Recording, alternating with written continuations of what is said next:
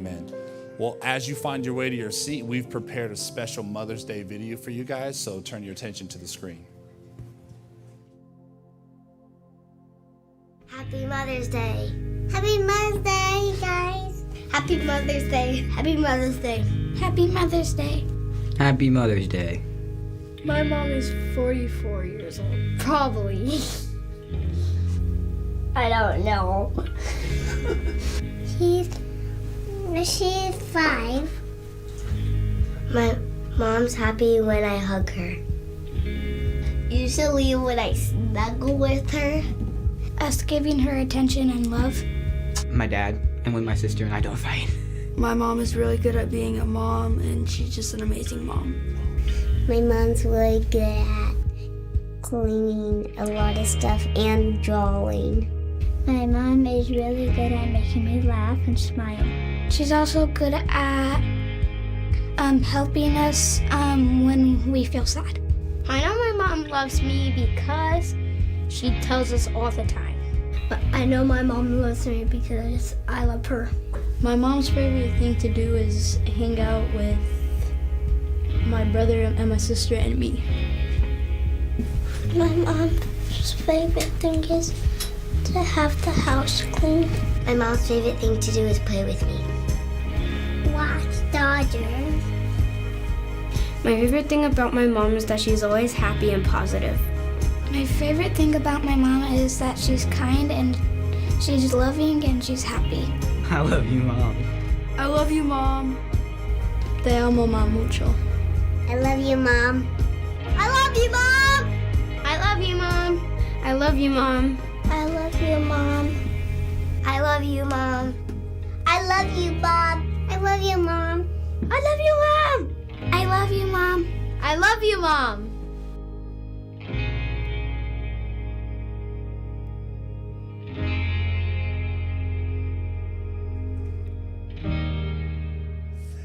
Happy Mother's Day, everybody who is a mom in this house. Come on, one more time. Let's give it up for all our moms. Let me hear you. If you are a mom, give it up for another mom because you know what it's like to be a mom. Let me hear the moms cheer for the moms. See? Do you see what we were missing in our applause for the moms? We were missing the applause of the moms who are like, I actually know what that's like. And so it was like kind of like this weak sounding applause. And I was listening. I'm like, why does my church suck at applauding the moms right now? And it's because we didn't do it. It's our fault. We should have said it better. And here's how for the rest of our city church's life, we will say it. Hey, we want everyone to give it up for the moms, including those who know what it feels like to be a mom. So one time our city church, would all y'all let the moms know what time it is? Give it up for the moms. You hear that? Hey, Mom, that felt better, didn't it? The first one felt like a golf clap. I was so mad in the back. God had to help me. I was judging so many people in here. I was looking at some of you not clapping that good. I was like, what is that? Who is your pastor? It's not me. Hey, I want to welcome everyone watching online or listening to this on our podcast. And of course, I want to send a special happy Mother's Day to my grandma, Grandma Donna, and also to my mom watching, and to my sister-in-law, Leah, my sister-in-law, Juanita, and my sister-in-law, Rocio. I know you're not watching, but I know Brenda will send this to you now because I said your names. Orale. And I love you so much. And we're so grateful for you. And also happy Mother's Day to Brenda, wherever Eliana goes, and is awesome and amazing. It is way more because of you than me, let's be honest. So I'm so grateful that she has you for a mom. And today is such a fun day. We're going to do something today, I think, in our message time that I hope will help every single one of you that are moms and really encourage your heart, help you get great perspective for the important role that you uniquely play. Our world needs moms, and because obviously I'm a pastor and a Bible-believing, Jesus-following, person of faith, I believe we need moms who have a connection to the God that created her and made her and uniquely fashioned her to provide her family and this world, our church certainly, and this whole world with only things that a mom who knows Jesus and is learning who Jesus is and loving Jesus and learning how to follow and make his character her character. We need that more than we might have ever needed it in my lifetime right now. So know that you play such a critical and important part in your family. Yes, you're going to hear about that today, but I, as a pastor, want you to know you play an important part in this church. The church we're building, we can't build if we don't have moms. And we don't have moms that love Jesus and love Jesus' church and what the church is supposed to do. And so thank you so much. I hope today is encouraging for you specifically in that. I also want to talk to everybody about some things that I think will really wrap our hearts and minds around something that I find uniquely. As many of you know, and I want to say thank you to our church. So if you're a guest right now, I'm going to take like a few seconds and not really talk to you, but I want the church to hear. Thank you so much. Last week, 2 weeks ago, when I left to go to South Africa to grieve my friend Pastor Clive and be with his family and with the pastors and the church and all of that, I asked you to come the next week and to be here as a church, to show up. And I know there's some of you that might have had other plans, and because I asked you to do it, you came last week and you were here, and my team said that, and our team was just like, man, the church responded to that. And so thank you for all of you who were able to make it last week and just made a priority of it, and especially if you had to change plans just to be what the church is, right? The church is not a service. The church is a people, and you came together and you were the church last week, and I thank you for that. And it let me be present last week. I'm not going to take time today and talk about that. I do want to, the next time I preach, I really want to share what I saw and what God did and how God used me and just what our church deposited in that area of South Africa. It's a very difficult region. It's a very poor area. I do appreciate, I love going into any part of Africa. I've been to Africa a lot and in Latin America for this reason. But when I was there, I go to the area where in South Africa, you have three different primary ethnicities. You have what they call, and this is their language. Certainly it's not the way we refer to it always, but they call, there's blacks, there's whites, and then there's the coloreds. And so and I hung out mostly with the group of pastors and leaders, and Pastor Clive, he was a part of the ethnicity called the coloreds there in South Africa. And it's unique when you are a white American and you go into an area where mostly everyone is, they're coloreds or they're black, you're the minority, right? So I do like what that does for me as a leader, as a pastor, as a kingdom builder, because it disrupts my normalcy. And some of us who are the majority in places we go here in our life here, we've never put ourselves intentionally in a place where we are the minority. And it was good. And I've done that a lot. I grew up in a little bit of that, and I've definitely done that in mission trips. But I love going overseas and doing God's work in other places because it helps me be in a different position, to be the one who is the recipient of the majority's treatment, good, bad, or ugly, right? And I was fortunate enough to be very honored, loved, cared for, respected, thought of, considered. They were always looking after, making sure that Pastor Chris was, they really respected and appreciated. And next week, I'm going to play a video. There's a number of pastors that of their own accord said, we want your church to hear how much we appreciate that they got behind and sent you and released you to come do this work. We want your church to hear, we want your family to hear what God did. And so we'll do that next week. But I wanted to say thank you, and I wanted to appreciate that y'all responded and that you've been praying. I've got some messages from you on Instagram, which I don't get on a ton, but I did go in and see the DMs. And so thank you for those of you that reached out and just said, hey, we're praying. And it was I don't want to get into it because me, I'll start like bleeding my heart here. But it was it was painful. He has 3 daughters, 18 years old, 20 years old, and 22 years old. And to watch them and Velda, the wife, just have to deal with that was just, it really sobers you towards what matters. And so I preached to you today from I would say not a new perspective, but maybe a renewed perspective. It kind of just takes all the clutter away. And I am still grieving. I loved Clive. We got close fast, and when you have a friend on the other side of the world, you could tell them everything and they could tell you everything. And so you get close because you're not really worried about anyone hearing about your business because it's like, who are you going to tell? You don't know anybody. right? And so we were able to really process that, and they asked me to speak at the funeral and at the gravesite, and so I'm going to give you an update next week. I'm like so close to giving you it right now. I got to get off this thing. So if you have a Bible, I want to invite you to open it to Matthew chapter 6. That's the portion of Scripture we're going to study and look at here today. Have you ever gotten together, before I get there, I want to kind of set up today what I want to tell you about. Have you ever gotten together with family or old friends or old coworkers or at a high school reunion or just old friends from school or college? And you kind of do like the reminiscing, right? You talk about the good old days, right? You talk about things that you did.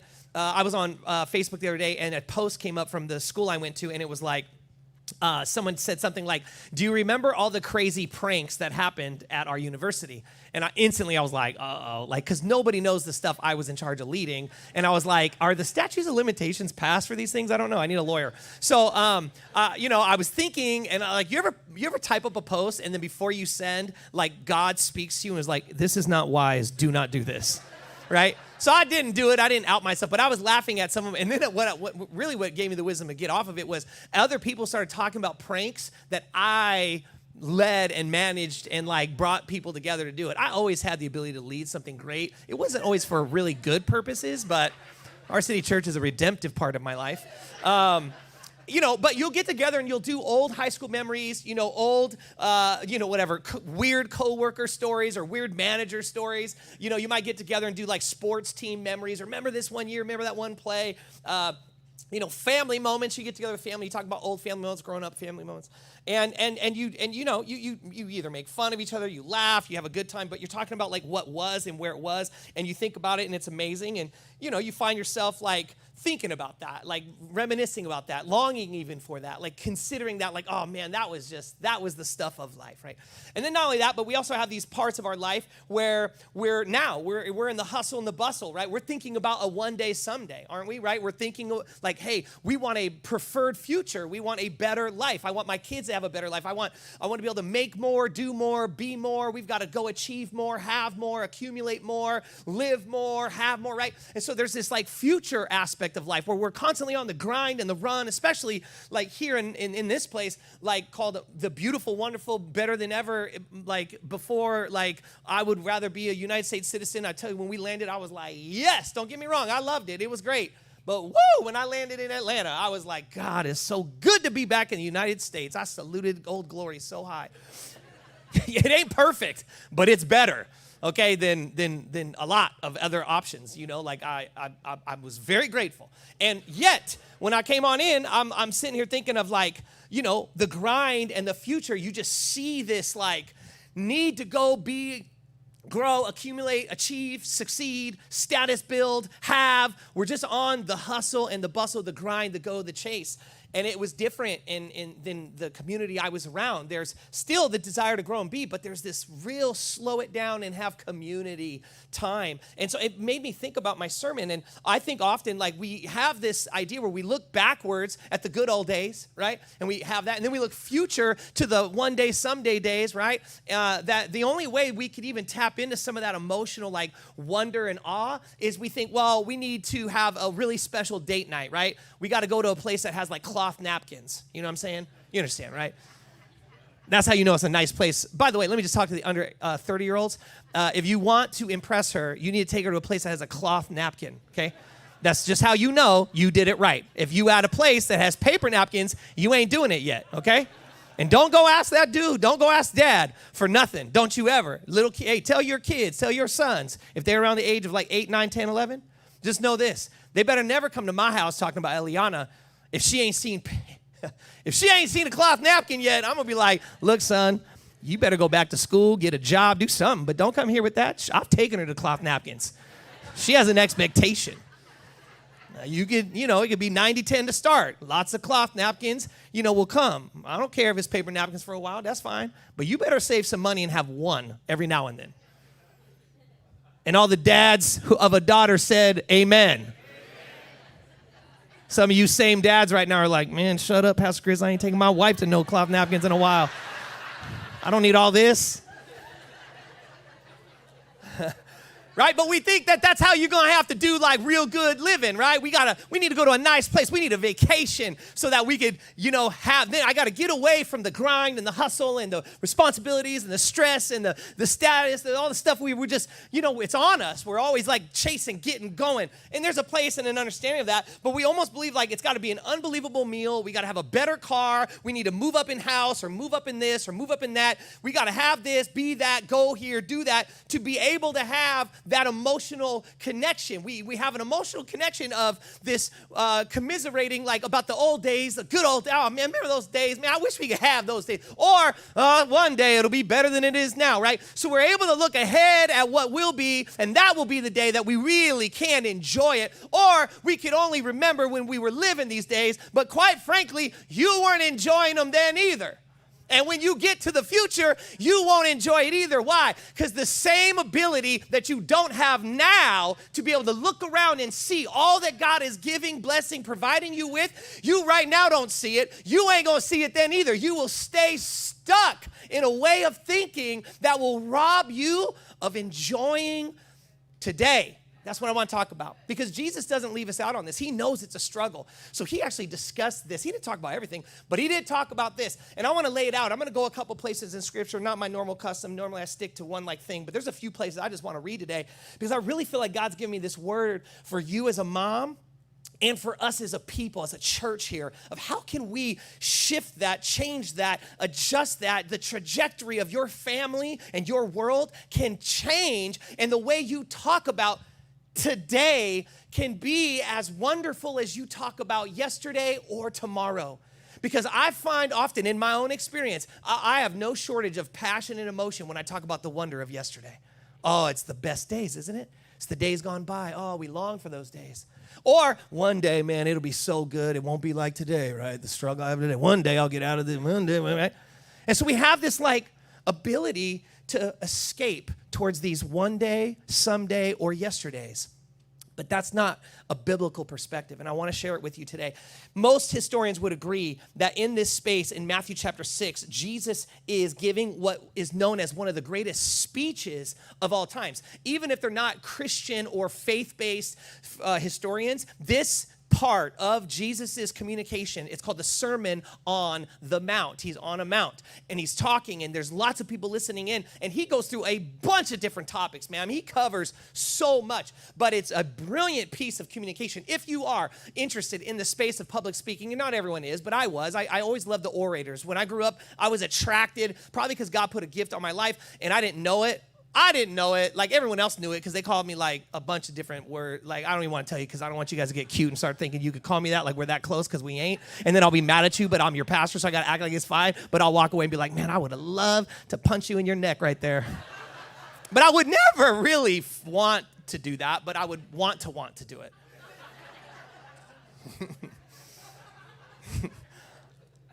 Push through it, Chris. Do it. So they listen, what I'm trying to tell you is if you like this stuff, you need to go in and read up on the Sermon on the Mount. Get into it and be like, whoa, because it is brilliant communication, right? It's brilliant. And what Jesus does here is he comes to something. He's talked about the fulfillment of the law given to the needy. He's talked about divorce. He's talked about adultery. He's talked about loving your enemies. He's talked about an eye for an eye and what that means. He's gone over murder. He's talked about so many different things. And then in this incredible, brilliant sermon, he says this. He says, therefore, I tell you, do not worry. Just pause there. Let that sit.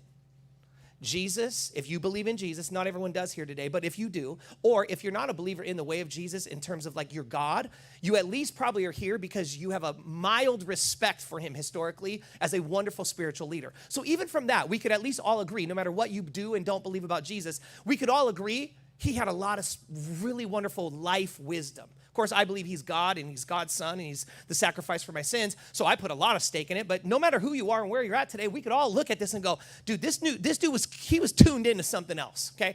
And what did Jesus say? If you're a believer in Jesus, this is loud and you gotta grab this. He doesn't say, hey, like try to manage your worry a little bit, but it's okay if you let it kind of every now and then control your life. Jesus is pretty clear. He says, do not worry. So there's something about worry There's something about that he goes, no, I want you need to identify that as an enemy of the soul. This thing is not good. We are not meant to process it. It's not good for our minds, our hearts. There's something about it. Okay, now watch this. He goes on. He says, do not worry about your life, what you will eat, what you will drink, or about your body, what you will wear. Is not life more than food and the body more than clothes? Balance it out, Pastor Chris. I will. Why? It's Mother's Day. I want to make sure you understand what I am and I'm not saying. Here's what he's not saying. He's not saying if you're having a hard time picking out your outfit for the day that you have a problem with sin and worry. Just want to be balanced here. That's not what he's talking about. He ain't talking about you can't decide between the flats or the heels. He ain't talking about which earrings you're going to wear. He ain't talking about like what color lipstick you putting on. I just want to make sure all the moms in the house know that is not, Jesus is not super concerned about that right here. There is something way more important than that, okay? He made us the way he made us, and the fact that universally there seems to be this like thing that women do to care and consider, there's something beautiful about the nature of God in that we need from you, and that's wonderful and beautiful, and in its proper place, it's great. But what he is saying is this, listen,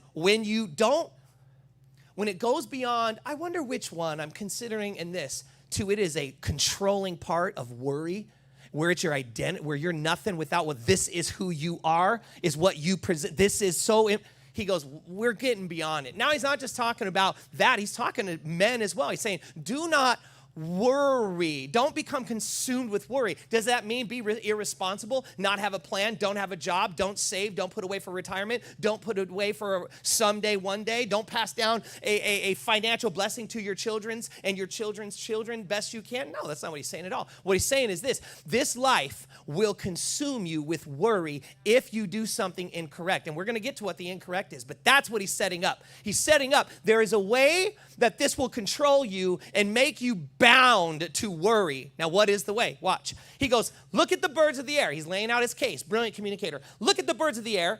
They don't sow or reap.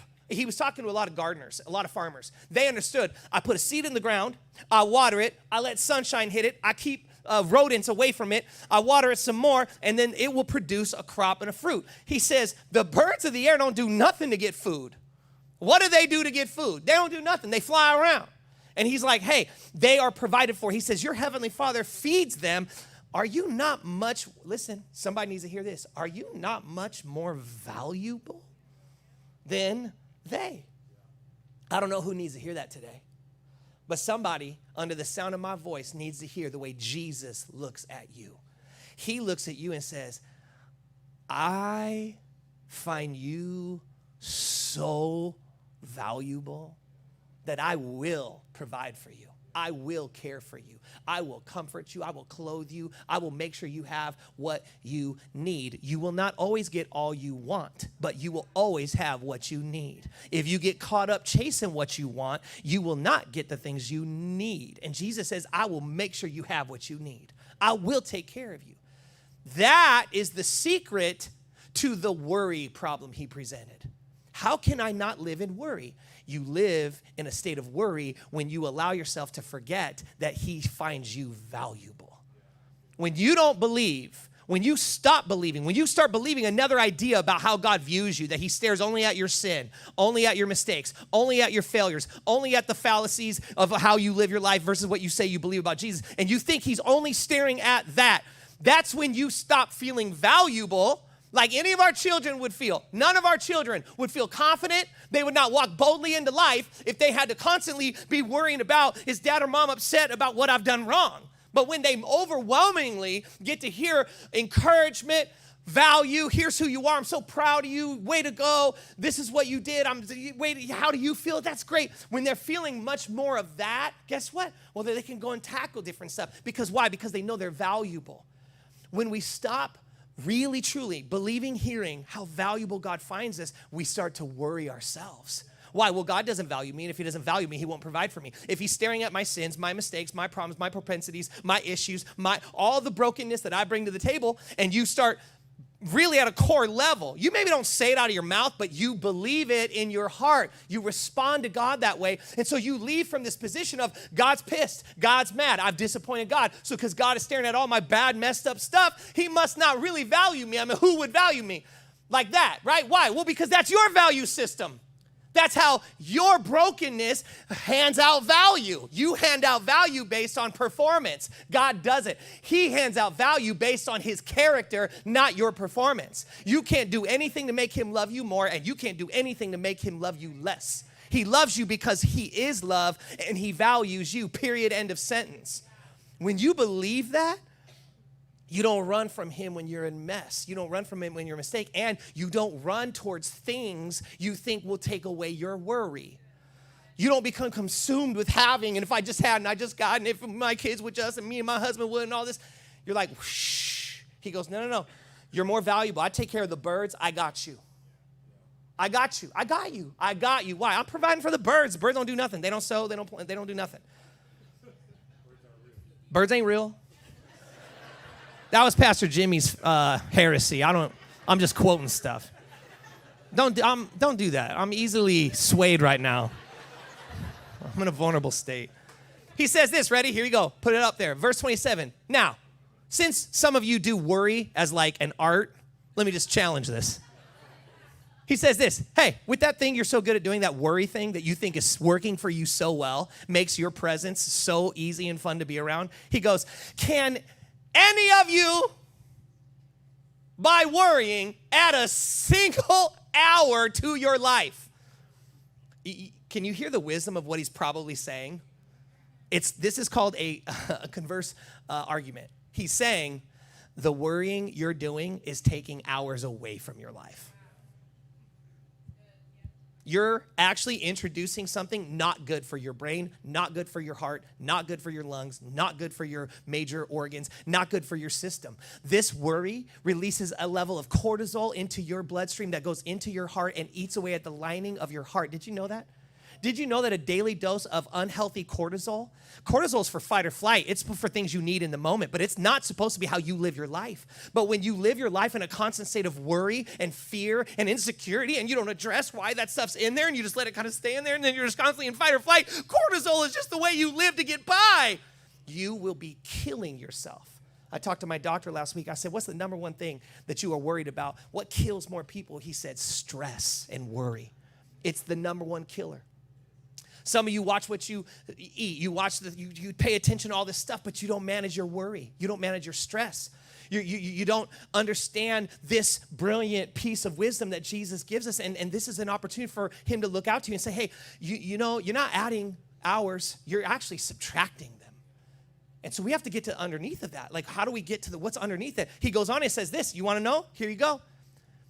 I mean, this is the answer. Now, some of you, before it comes up, some of you have actually heard this verse. If you've been in church any number of years, 5+, you probably have heard this verse. And if you grew up in church, you for sure enough heard this. In fact, you done heard a song about it. You know the verse. He's going to say that is the answer to your worry. Your worry is because you are building your kingdom. And when you build your kingdom, you are consumed as the king of your kingdom. All the affairs are up to you. Every war is up to you. Every decision is up to you. Every problem you got to solve. Every issue is on you. All the stress, all the burdens, all the trouble, all the issues, it's all on you. And when you live as if you have no king, you got to be the king or the queen of your own affairs, then that's why you take on an unhealthy and out of alignment and unbiblical amount of worry and stress that God did not design you to carry. Why is it? And what's the answer? He says it here. Here's the answer, verse 33. But seek first his kingdom and his righteousness. What does he call right? What does he call virtuous? What does he call true? What does he say is good for your heart? What are the things that clutter the heart, that make the heart wounded? What is the things that he says, you got to clear the heart out of that stuff? What does Jesus in his kingdom say is no good for the heart? Well, he in many places says unforgiveness will kill your heart. Bitterness will kill your heart. Your inability to be able to address things you've done wrong and go, hey, I need to acknowledge that I missed the mark here. I missed the mark. I joked around a couple weeks ago on this, but I've never been more convinced of it, that we have to get better as a people. In the church, we have a chance, our city, we get to go model this to our home, to our homes, to our families, and raise up kids that will go model this to the community. We get to do this at work. We get to do this where we're at. We get to talk about it. We're sitting next to another mom watching a game, or a dad, or the coach you coach with, and be like, you know what I've been working on? I've been working on this. I've been working on saying these words. I'm sorry, I missed the mark. I came up short. Some of you have a real hard time with that. And I said it funny, but it ain't funny, because it's actually a part of you holding on to your kingdom because you don't want to say the words, I missed the mark, I came up short, I'm sorry. Some of you got to get good. You should memorize that phrase right there. I missed the mark, I came up short, I'm sorry. In fact, why don't we do it all together right now? I want you on the count of 3. If you want to grow in your faith in Jesus, if you want to decrease the amount of worry and stress in your life, if you want to get more in line with the life Jesus promised, you want to build his kingdom first, man, we got to get the clutter out of our heart. So we're going to say this phrase. I'm going to say it one time, then you say it with me. We're going to say, I missed the mark. I came up short. I'm sorry. Repeat after me. 1, 2, 3. I missed the mark. I came up short. I'm See how good that feels? You feel that? You feel that? Now, because I know some of you are lodged into the mountain lodged into the mountain. We're doing it again because some of y'all didn't say it. I watched some of y'all. I saw some of y'all just sit there, and inside, you was like this. You didn't say nothing, and you was like this. I ain't saying it. Fine, that's fine. So watch this, peer pressure time. Don't look at me. Look at someone else in this room. Look at somebody else in this room. If you ain't gonna do it, you ain't gonna do it while someone watching you be rebellious, resistant to God's change in your life. Now don't you look at me. I don't wanna see no eyes on me. Don't look at me. If you look at me, I'll call you out. On the count of 3, we gonna say, I missed the mark, I came up short, I'm sorry. 1, 2, 3, go. I missed the mark, I came up short, oh yeah, you feel that?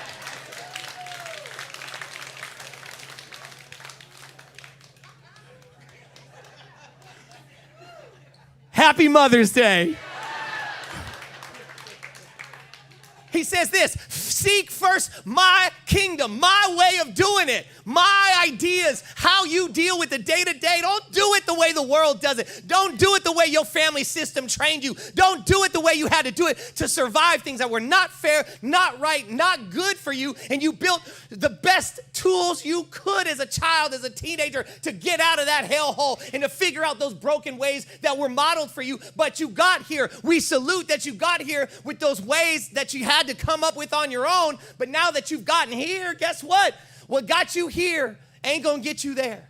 We gotta change, we gotta improve, we gotta exchange these broken tools and ways of relating to conflict and disappointment and heartbreak and to our own failures. I know it's hard to admit failure when you were over-disciplined and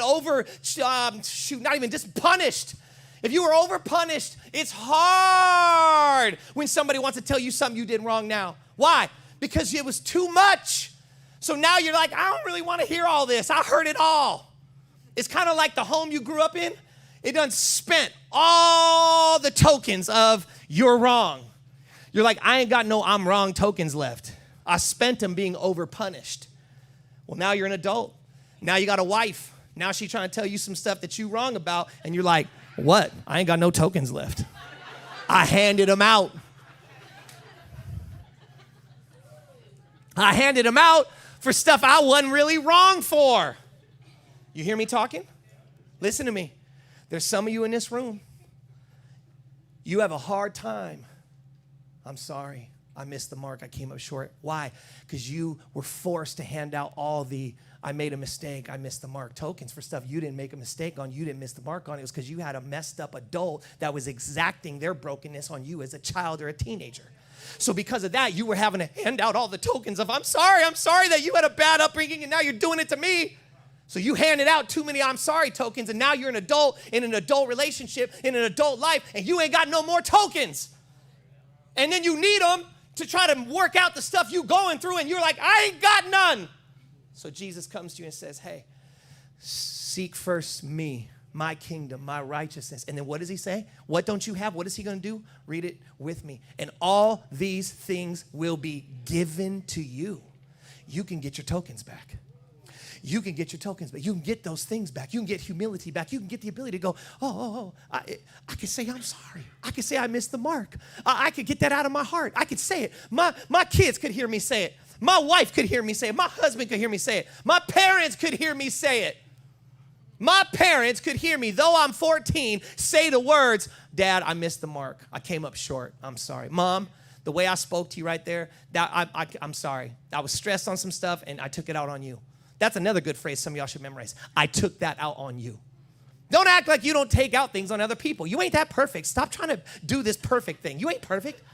Y'all trying to act like we are all like bamboozled by your like pursuit of perfection. Can I tell you something your family wants to tell you right now? None of them think you're perfect.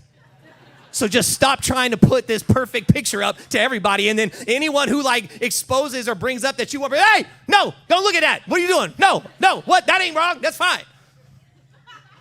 No. That we don't have to do all that no more. Why? Man, we walk in God's grace. We walk with God's providing and giving to us all the things we need, so we can come in and go, hey, honey, I was stressed about this. I was upset about this, and I took that out on you. In fact, once again, I feel like that's such a powerful phrase. We're going to say it together. I want you to type it into the box if you listening right now. We're going to get you right. So look at somebody else not named Pastor Chris and look at them and say, with as much exuberance as you possibly can, I took that out on you. Ready, begin. I took that out on you. Didn't that feel good to hear? Didn't it feel good to say? You can lie in church. I know it didn't. I'm helping you, church. I'm helping you. Verse 14, therefore, ready? I love this. Therefore, you know what the therefore is? Therefore is the equal sign of the equation he just gave us. If you do this equation, it will always equal this. Ready? 2 + 2 will always equal 4. It will never not equal 4. You know what Jesus said? If you seek first my kingdom and you do the things I've asked you to do and you learn to declutter the heart and you learn to say these things and be buoyant and address it, I will add the tokens back to you, and guess what you'll have? You'll be able to have a life that don't worry.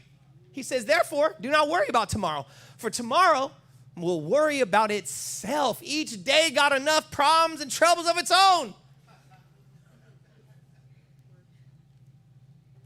Some of us are so consumed with these ideas of the good old days.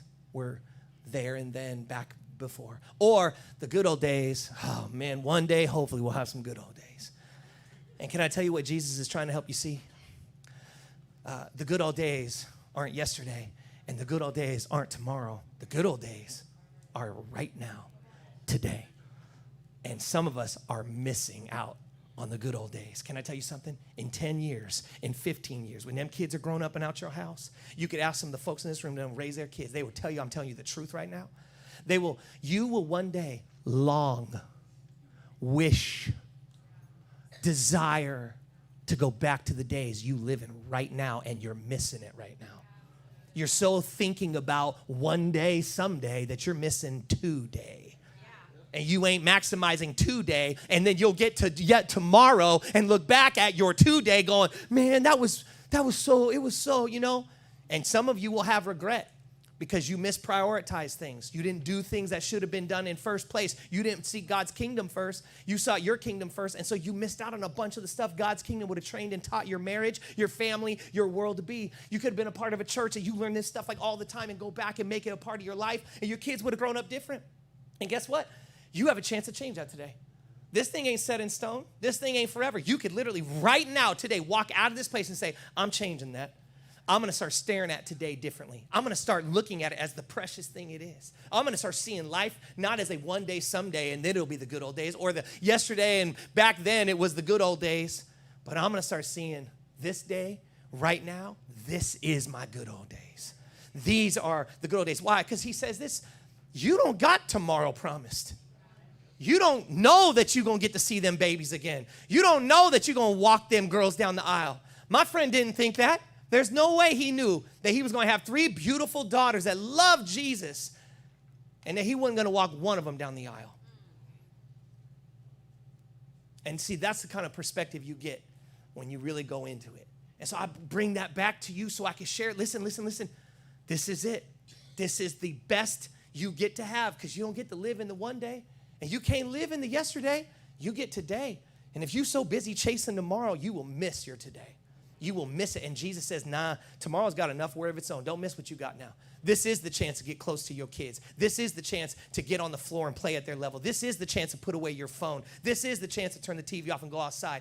This is the chance to go do something and be something that's different. This is the chance to prioritize asking them questions. This is the chance to go into your teenager's bedroom and sit on their bed and put your back up against the wall and just ask them questions and offer no solutions and just listen and tell them how courageous they are and tell them that you think what they're doing is awesome and it's not easy and it was hard for you too. This is the chance for you to relate and go, you know what, I made same mistakes too, man. You all right? This is the chance for you to be able to get down on the floor with your grandkids. You know what I'm saying? Maybe not too long because your knees will hurt, but to get down there.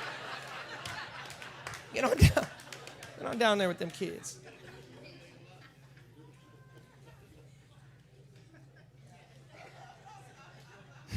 Some of y'all really got blessed by that one right there.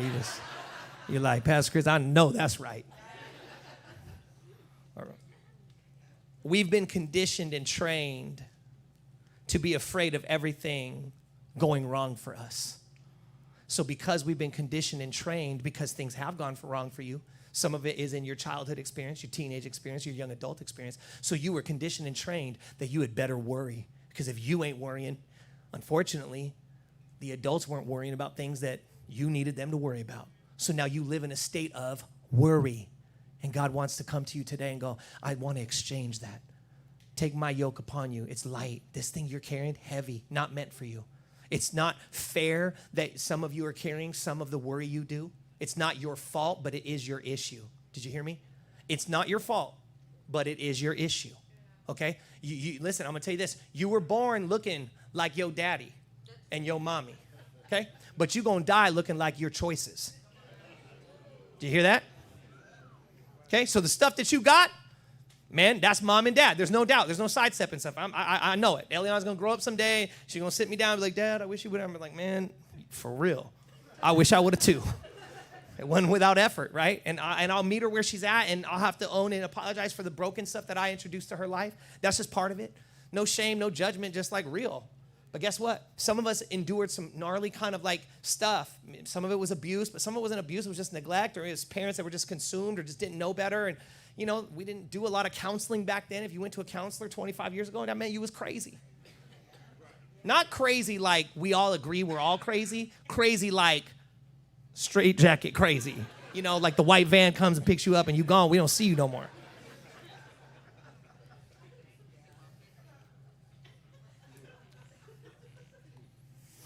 When you've been conditioned that you need to worry, listen, you have a hard time seeking first his kingdom, and you don't trust that he will provide for you like he does for the bird. And so it's up to you. If it's to be, it's up to me. That's an unbiblical idea that is lodged in some of your hearts, and God today wants to pull those weeds out of your mind and your heart. Say, hey, that's not serving you. That is not putting your trust in me. I'm a good God. I'm going to help you. I'm going to provide for you. We're going to work together. You will have to work. You got to put away and all the rest. But it isn't something where you got to shoulder all that stuff. And I think that what we end up doing is we reproduce generationally, and we train our kids that the good old days are either going to be tomorrow or they were yesterday, but they're not today. Because we're always on the run to go do something else to get to tomorrow. And God's like, shh, slow down. What am I telling you? I'm telling you that I haven't done a very good job at this, I would say in the last year or two. Just as a dad, I think I've missed out on some opportunities to go beyond my tiredness, my exhaustion, sometimes mental exhaustion, emotional exhaustion. But I came home, man, after watching them girls, and if they're watching it, girls, I love you, and I'm just really grateful for the time we all got to spend, and look forward to when y'all come out here and you got a church waiting to love and care and be there for y'all. But watching and listening to these three baby girls of my boy, when it was time to close his casket, wail for their daddy and call out daddy was one of the most heart-wrenching things I think I've ever experienced in my entire life.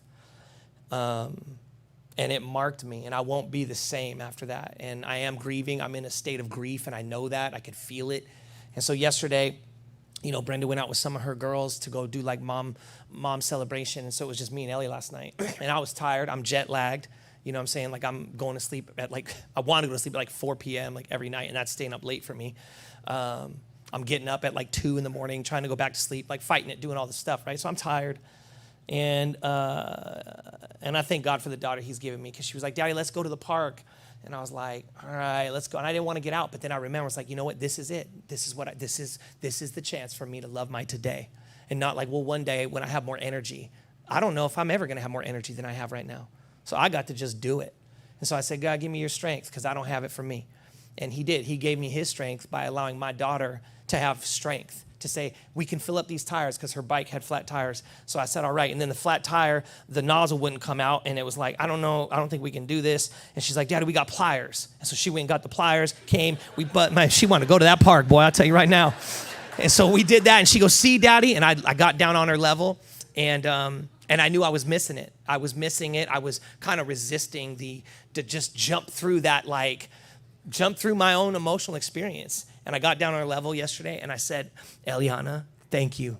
Thank you for leading Daddy today. You led me, because Daddy was having a hard time getting ready for us to go to the park. And if it was up to me, we wouldn't be doing this. And we are, and I'm so happy, and let's go do this thing. Thank you for being a strong leader. You're a wonderful leader, honey, and you led Daddy. She said, thank you, Daddy. She gave me a big hug, and I picked up the water ball and the soccer ball, and she got on her thing, and we rode off. And we had a blast, and we went there. We played soccer against each other, and I started doing these things. I seen this thing on Instagram about helping mobility by just jumping over the lines, and so then we were doing jukes, and she learned what a juke was, and she realized her dad has some speed she didn't know he had, and that was great. You guys hear that humble brag I just gave you? You see that? I'm sitting here telling you how bad of a dad I am. I had to give myself something. And then after that, I was like, you want to go watch the sunset at the beach? She's like, yeah. I was like, we'll go play. We play keep away from the ocean waves. So we run up, you know how it is, you run up all the way, and then when the wave comes, you book it out. And so we did that. And we made this memory. You know what that was? That was God in his grace and mercy helping me learn what I'm teaching you today. Know this, church, I can't preach and teach you things that I am only wonderful at. Do you know how small my sermon catalog will be if I only preach to you things I'm winning at? I have like 2 sermons that I can preach, and that would be it. But what I promise to always do with you is I will tell you the truth. I will tell you when I'm missing it, and I will invite you into the human experience I'm having with Jesus helping me as well. So how do you take this home, make this a part of your life? Well, I would encourage you to start your day by telling God one thing you're thankful for each day. Why? Because it'll bring you into today. And you go, what am I thankful for each day? What do I need today? I think that it's not the future. It's not one day, someday. It's not yesterday. It's today. What do I got today that I am not looking at, that I can slow down and look at? And say it out loud. Verbalize it. End your day by telling your family one thing that you appreciated or you saw God doing, or where did you see God, or what are you thankful that you experienced that day? I think there's a couple ways you can stay present, and I'll give you a few of them to consider. Read together. Put your phone away. Have a time limit that you say, hey, phones go away. And if there's an emergency, like get a house phone or something. I don't know what to tell you on that one, because I didn't really think through these. But I just got off a plane, y'all. I'm doing my best. Garden together. Go outside. If they're small kids, I'll tell you this, some of y'all ain't been on the floor enough with your kids or grandkids. That's just a straight up truth, that they live down here. And if you stay up here, you know how big you look compared to them? Play with them at their level. If you're a dad, there's this thing I've been learning about called, I can't remember what it's called, but it's where you make them feel like they're so much stronger than they really are, right? Where when they hit you, you just fall apart on the ground like, oh, why? Because they're so weak and small compared to you that they're always being told what, they can't do, don't this, don't that when you let them feel like they are just super strong, it's like this confidence booster. So do that with your kids. Obviously, don't do it if they're like 16. They're like, Dad, why did you fall down? That's weird. This is an age-appropriate advice, by the way. Just want to make sure. She'd be coming back to me next week. Pastor Chris, that didn't really work. My 7-year-old thought it was just a trip. I embarrassed her, and she don't want to talk to me now. I was like, well. Volunteer as a family, right? Some of you as a family, you volunteer here at our city church. And I think it's brilliant. Some of you have watched your children grow spiritually because you made a determination. As a family, we will be at church and we will volunteer and serve our church.